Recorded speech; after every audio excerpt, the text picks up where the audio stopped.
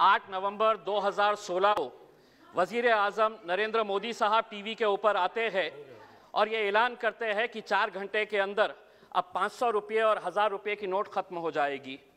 ये इसलिए फैसला नहीं लिया जाता है कि वो अपनी अहमियत जताना चाहते थे या मजाक के तौर के ऊपर ये फैसला लिया गया। उन्होंने उसका रीज़न दिया कि हम ये इसलिए कर रहे हैं कि हमें 3 बातों का हल चाहिए। एक तो ये है कि इसके ज़रिए हम ब्लैक मनी हासिल करेंगे, दूसरा ये है कि आज जो मार्केट के अंदर जो काउंटरफीट नोट्स है, जो नकली नोट्स बाज़ारों में है, उसके ऊपर हम कंट्रोल करेंगे, और तीसरा ये है कि हम डिजिटल पेमेंट को बढ़ावा देंगे। मैं आज ये सवाल करना चाह रहा हूं कि 2016 से आज 2020 है, उस वक्त जो बातें की गई थी और 2020 की हकीकत क्या है वो मैं आपको बताना चाहता हूं। ब्लैक मनी के बारे में उस वक्त बताया गया था कि 3 से 4 लाख करोड़ रुपया ब्लैक मनी का निकाला जाएगा, तो निकला कितना? 1.3 लाख करोड़ रुपीस निकला। जो काउंटरफीट नोट्स 2016 के अंदर जब ये डिमोनेटाइजेशन किया गया तो उस वक्त 6.32 लाख पीसेस नोट्स जो थे, जो काउंटरफीट नोट्स थे, वो मिले थे। 2020 के मैं आपको आंकड़े बताता हूं कि नकली नोटों का चलन आज भी कितना है, तो 18.87 लाख पीसेस आज भी नकली नोटों के आरबीआई और अलग अलग बैंक्स के अंदर। यानी कि इसका मतलब यह हुआ कि ना तो ब्लैक मनी हासिल हुई और ना जो नकली नोट थे उसके ऊपर आप काबू पाए। डिजिटल पेमेंट यकीनन थोड़ा बड़ा है, लेकिन उसके लिए क्या इतना बड़ा फैसला लेना कि हम डिमोनेटाइजेशन करेंगे, ये गलत है। मैं समझता हूं कि उस वक्त जब ये फैसला लिया गया था तो इस सदन के अंदर बैठे हुए जितने भी लोग थे बड़े जोरदार तरीके से तालियां बजाए थे। आज मैं ये पूछना चाहता हूं कि क्या आप में इतनी हिम्मत है कि अपने सरकार और अपने वजीर आजम से पूछे कि आपने 2016 के अंदर हमको लाइनों के अंदर खड़े किया था और ये बताया था कि इससे ये हासिल होगा, लेकिन ये हासिल नहीं हुआ। ये बजट के भाषण का हिस्सा नहीं बनेगा, इसलिए नहीं बनेगा क्योंकि उस वक्त आपने गलत लोगों को गुमराह किया था। मैं अध्यक्ष महोदय आपसे एक बात करना चाहता हूं।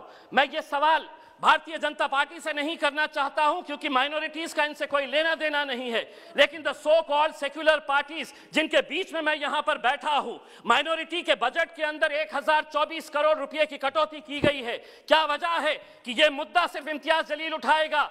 वो लोग जो मुसलमानों के नाम के ऊपर वोट मांगने का काम करते हैं, कितने लोगों ने इस मुद्दे को उठाया है, हम ये सवाल करना चाहते हैं। 1024 करोड़ रुपए की कटौती माइनॉरिटी बजट के अंदर कर दी गई है। Maulana Azad national fellowship, free coaching, interest subsidy on education loans, ऐसे कुल मिलाकर 110 करोड़ रुपए की कटौती की गई है। अध्यक्ष महोदय, मैं minority affairs minister Mukhtar Abbas Naqvi साहब से एक सवाल करना चाहता हूं। इसी सदन के अंदर मेरे पार्टी के अध्यक्ष असदुद्दीन अवैसी साहब ने कहा था कि मुसलमानों को हज की सब्सिडी नहीं चाहिए, यह हमारा मजहबी फरीजा है, हम अपने जेब से यह खर्चा करेंगे। लेकिन उस पैसे से आप मुसलमानों को पढ़ने के लिए स्कूल्स, कॉलेजेस, हॉस्टल्स खोलिए। मैं एक सवाल करना चाहता हूं, हज की सब्सिडी आपने बंद कर दिए है, कितने स्कूल्स, कितने कॉलेजेस और कितने हॉस्टल्स खोले गए हैं? इसका जवाब आपको देना पड़ेगा। दूसरी बात यह है कि हम ये कहते हैं, वित्त मंत्री जी, कि हम ये कहते हैं, बड़ा गर्व कहते हैं कि हमारा देश कितना आगे जा रहा है।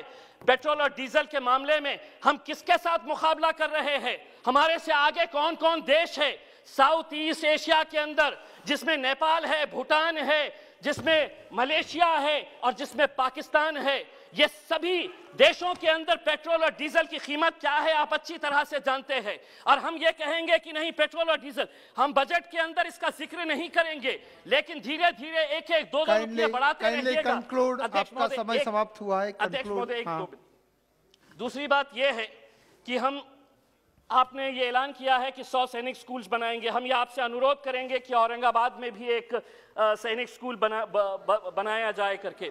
दूसरी बात यह है कि आप बैंक्स बेच रहे, आप एयर इंडिया बेच रहे, आप हर चीज बेच रहे, लेकिन आप बैंक्स अगर बेच रहे हैं तो मैं आपसे कुछ सवाल करना चाहता हूं। ये आरटीआई के अंदर आरबीआई के जरिए ये सवाल का जवाब मिला है कि पिछले कुछ सालों के अंदर 50 विलफुल डिफॉल्टर्स जो बड़े बड़े धन्ना सेठ है, जिसके बारे में अध्यक्ष महोदय सिर्फ 1 मिनट, तो उसके लिए 68,600 करोड़ का राइट ऑफ किया गया है। एक पुणे में आरटीआई एक्टिविस्ट है विवेक वेलनकर, इसने 12 पीएसबी बैंक जो है पब्लिक सेक्टर बैंक्स, इसका सर्वे किया, पूरे आरटीआई से डॉक्यूमेंट्स निकाले हैं और उसके अंदर यह पता चला है आपकी दौरे हुकूमत के अंदर पिछले 8 सालों के अंदर, सर बस 1 मिनट, पिछले 8 सालों के अंदर 6.32 लाख करोड़ रुपए लोन राइट ऑफ किया गया है। अब आप जवाब देते वक्त ये कहेंगे कि राइट ऑफ का मतलब ये नहीं है ये पैसा नहीं लिए, लेकिन सिर्फ महज 7%।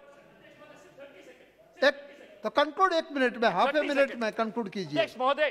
तो ये जो पैसा लोग लेकर जा रहे हैं, कौन लोग हैं जो आज दुबई में बैठकर, लंदन में बैठकर ऐश कर रहे हैं, इनके बारे में मैं सिर्फ इतना ही कहना चाहूंगा, ये जो अमीर शहर है बड़े शौक से गरीबों का हक खा जाते हैं, क्या ये रात को अपने बिस्तर पर? धन्यवाद, धन्यवाद श्री एन के प्रेम।